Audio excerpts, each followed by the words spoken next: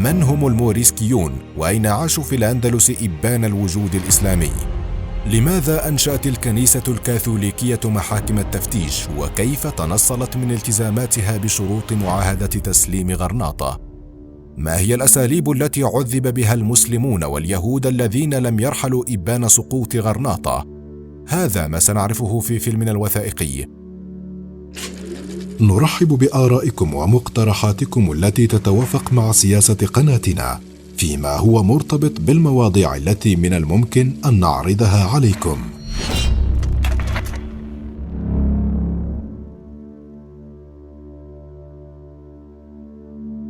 عاشت شبه الجزيرة الإيبيرية وما يعرف عند المسلمين بالأندلس تاريخاً عربياً وأمازيغياً إسلامياً مشتركاً منذ بداية القرن الثامن الميلادي إلى نهاية القرن الخامس عشر. بعد مرور زهاء 800 عام من الوجود الإسلامي في بلاد الأندلس، كانت غرناطة هي آخر قلعة للوجود الإسلامي هناك. تمكن المسلمون خلال 8 قرون من بناء حضارة لا تزال شواهدها تثبت بما لا يدع مجالا للشك عظمها وعراقة التنوع الثقافي والاجتماعي والديني للمجتمعات الأندلسية، حيث تجمع كتب التاريخ على أن حقبة المسلمين في إسبانيا هي حقبة الثقافات الثلاث، مما يعتبر إقراراً بأن الديانات والثقافات الثلاث الإسلام والمسيحية واليهودية عاشت في أجواء من التسامح والحوار تحت عباءة الحضارة العربية الإسلامية قبل أن تأتي محاكم التفتيش الكاثوليكية إبان سقوط الأندلس. بعد سقوط غرناطة سنة 1491 للميلاد وانتهاء النفوذ الإسلامي فيها، عادت إسبانيا إلى دينها القديم، وهاجر الكثير من مسلمي الأندلس إلى الشمال الإفريقي في دول المغرب العربي. أما من تبقى منهم في بلاد الأندلس ولم يهاجر فقد عرفوا بالموريسكيين. إذن فالموريسكيون أو الموريكسوس بالقشتالية هم المسلمون الذين بقوا في إسبانيا تحت الحكم المسيحي بعد سقوط مملكة غرناطة الإسلامية، وخيروا بين اعتناق المسيحية أو ترك إسبانيا. في عام 1609 كان هناك ما يقرب من 325 ألفاً من الموريسكيين في إسبانيا، من أصل مجموع السكان الذي كان وقتها حوالي 8 ملايين ونصف، بنسبة 3.5% من العدد الإجمالي للسكان. كان تواجدهم متركزاً في تاج أراغون حيث شكلوا 20% من السكان، في مملكة فالنسيا حيث وصلت نسبة الموريسكيين إلى 33% من سكانها. بالإضافة إلى ذلك كان النمو السكاني للموريسكيين أعلى إلى حد ما مقارنة مع نمو السكان من المسيحيين، ففي فالنسيا قدر نموهم بنسبة 69% مقارنة مع 44% للمسيحيين. كان معظم سكان المدينة والأغنياء فيها من المسيحيين، بينما كان انتشار المسلمين في الريف والضواحي الفقيرة من المدن. في يوم الجمعة 23 من محرم سنة 897 للهجرة، الموافق ل25 من نوفمبر سنة 1491، قام أبو عبد الله الصغير آخر ملوك بني الأحمر بإمضاء اتفاقية يتنازل فيها عن عرش مملكة غرناطة وعن جميع حقوقه فيها لملك إسبانيا الملك فرناندو الثاني ملك أراغون وزوجته ملكة قشتالة إيزابيلا الأولى، غير أنه حاول توفير بعض الامتيازات لرعاياه من مسلمي الأندلس. وقد تضمنت المعاهدة 67 شرطاً، مما ورد فيها: إن للموريسكيين أن يحتفظوا بدينهم وممتلكاتهم، أن يخضع الموريسكيون لمحاكمة قضاتهم حسب أحكام قانونهم، وليس عليهم ارتداء علامات تشير لكونهم موريسكيين كما هو الحال مع عباءة اليهود. ليس عليهم دفع ضرائب للملكين المسيحيين تزيد على ما كانوا يدفعونه. لهم أن يحتفظوا بجميع أسلحتهم ما عدا ذخائر البارود. يحترم كل مسيحي يصبح موريسكيا ولا يعامل كمرتد. أن الملكين لن يعينا عاملا إلا من كان يحترم الموريسكيين ويعاملهم بحب، وإن أخل في شيء فإنه يغير على الفور ويعاقب. للموريسكيين حق التصرف في تربيتهم وتربية أبنائهم. تعهد الملكان الكاثوليكيان في المعاهدة وبنفس تاريخ توقيعها بأن ملكي قشتالة يؤكدان ويضمنان بدينهما وشرفهما الملكي القيام بكل ما يحتويه هذا العهد من النصوص، ويمهرانه بخاتميهما. لم يلبث الأمر طويلا حتى بدأت الكنيسة الكاثوليكية محاربة سياسة الاعتدال بقوة، وبدأت في نقد الشروط التي تم الاتفاق عليها، حيث نظمت الكنيسة في السنين الأولى فرقا تبشيرية من رهبان وراهبات للقيام بنشر النصرانية. قد كانوا يظنون في أول الأمر أن المسلمين سيعتنقون النصرانية بسهولة، خاصة عندما هاجر زعماؤهم وارتد الكثير من كبارهم. ولما مرت السنون ولم تأتي هذه الآمال بنتيجة تذكر، أخذت الكنيسة والدولة تفكر في تغيير سياستها من اللين إلى العنف، ملغية بذلك كل بنود معاهدة التسليم الواحد تلو الآخر. بدأ الأمر بالمسلمين من أصل نصراني، إذ قررت الحكومة معاملتهم وأبنائهم وأحفادهم وسلالتهم معاملة المرتدين، وبدأوا في ملاحقة الأسر المسلمة من أصل نصراني والزج بهم في السجون إن رفضوا التنصر.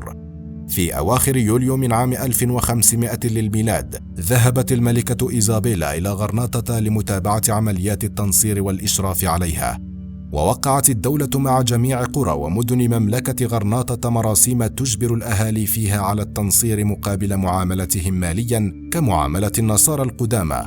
وفي نفس المواثيق يمتنع النصارى الجدد عن ذبح الحيوانات على الطريقة الإسلامية، ومن أن يلبس رجالهم أو نساؤهم اللباس الإسلامي، وتم إجبارهم على تغيير أسمائهم الإسلامية وحتى تقاليدهم وعاداتهم بعادات وتقاليد النصرانية. لم تنتهي سنة 1500 للميلاد حتى عم التنصير جميع أنحاء مملكة غرناطة القديمة من رندا إلى المريا، مرورا بوادي آش وبسط والبشرات. وتتابعت في نفس السنة المراسيم بمنع استعمال اللغة العربية، ثم صدر قرار في سبتمبر يمنع المتنصرين الجدد من حمل السلاح أو امتلاكه، وينص على معاقبة المخالفين لأول مرة بالحبس والمصادرة، ولثاني مرة بالإعدام. أعلن الإسبان رسميا انقراض الإسلام في الأندلس، ولم يعد يذكر اسم المسلمين بها إلا بالمسيحيين الجدد أو الموريسكيين، وهي كلمة تصغير مورو للتحقير، ومورو عندهم تعني المسلم.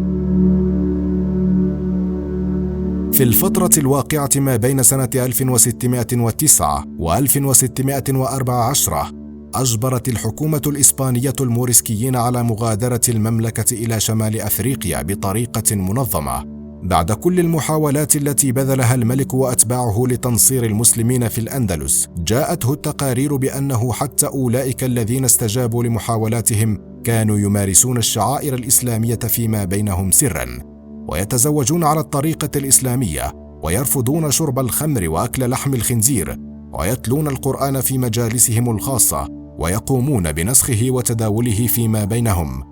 بل إنهم في منطقة بلانسية أدخلوا عددا من الكاثوليك الإسبان في الإسلام، وعلموهم اللغة العربية والشعائر الإسلامية.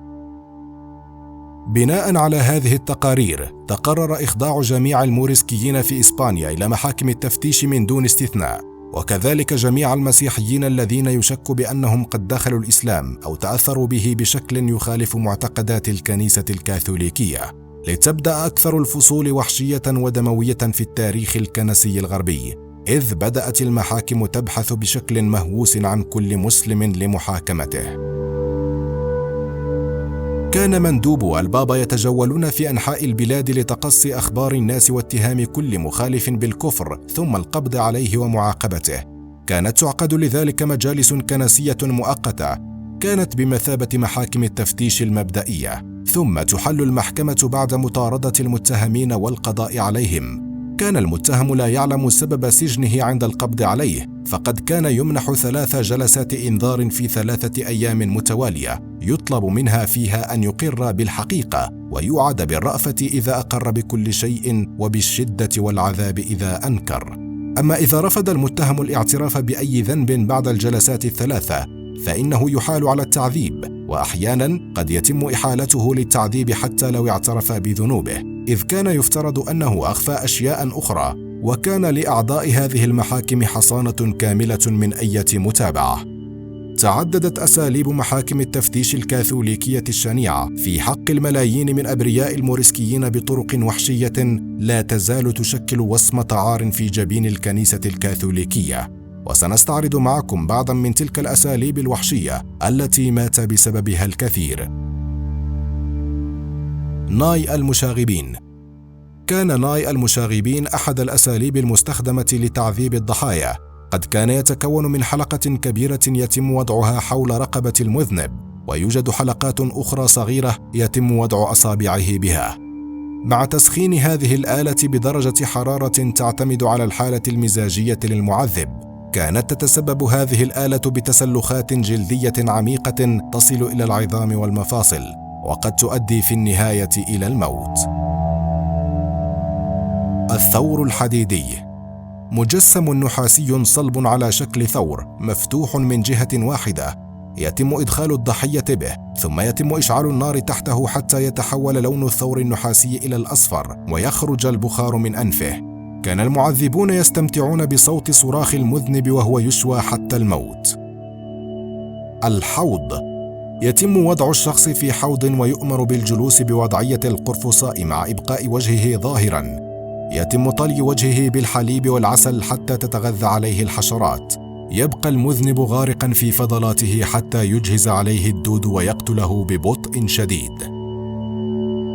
الشوكة الزنديقة. هي عبارة عن طوق يلف حول الرقبة مع أداة حديدية تشبه الشوكة باتجاهين متعاكسين، موجهة نحو الذقن وأخرى نحو الصدر. لا يستطيع الشخص أن يغفو أو تغمض له عين، لأنه إن فعل ذلك ستنغرس الشوكة بجسده وتهلكه. كرسي محاكم التفتيش. جاء المسمى نتيجة لاستخدامه بكثرة من قبل محاكم التفتيش. كانت الأداة عبارة عن كرسي مثبت على الأرض، في كل جزء منه عدد مهول من المسامير.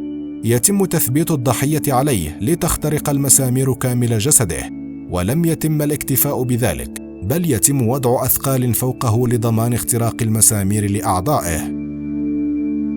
المخلعة. تم تصميم هذه الأداة لخلع كل جزء موجود في جسم الضحية، فكان يستلقي عليها ويتم ربط يديه وقدميه، ثم تدار الأداة من خلال بكرات موجودة على طرف الأداة، ليبدأ جسد المعذب بالتمدد بطريقة لا يمكن احتمالها حتى تتمزق العضلات وكل شيء موجود في جسده. كاسر الأصابع. أداة تتكون من مسامير حديدية يتم وضع الأصابع بين فكيها، يتم إغلاقها ببطء حتى تتهشم العظام وتتفتت، ويستمر المعذب بإغلاقها حتى تلتقي المسامير العلوية بالسفلية. تتنوع أشكالها وتتعدد، فمنها لتهشيم أصابع القدم، وأخرى للرقبة، وثالثة للكوع. القفص المعلق. بعد أن يتم تعذيب المذنب ويكتشف أنه لم يلقى حتفه بسبب تعذيبه، يتم نقله إلى القفص المعلق، وهو قفص حديدي يتم وضع الشخص بداخله في العراء وأمام الشمس ليمتص الحديد الحرارة، ولا يتم تقديم الطعام ولا الماء له، إضافة إلى وضع إبر أسفل المذنب على أرضية القفص لتؤلم قدميه إن أراد أن يريح رأسه على ركبتيه. لم تكن تحتاج محاكم التفتيش إلى دليل لإثبات جرم على المتهم، فكان بإمكان أي شخص الافتراء على شخص آخر بأنه ليس مسيحياً لتبدأ محاكم التفتيش عملها من التعذيب والقتل. وقد تفننت تلك المحاكم بأساليب التعذيب، فكانت تتم العملية ببطء شديد حتى ينال المذنب عقابه ولا ينجو من براثين الموت. يحاول البعض من المؤرخين طمس جرائم محاكم التفتيش الكاثوليكية من خلال تبني فكرة أن ما تم حدوثه في الحقبة التاريخية التي تلت سقوط غرناطة قد تم التهويل والمبالغة في وصفه من قبل مذاهب مسيحية كانت تناصب الكنيسة الكاثوليكية العداء، ولكن هذا لا يكفي لمسح وصمة العار التي يراها كل متتبع للتاريخ على جبين كل من كان وراء محاكم التفتيش.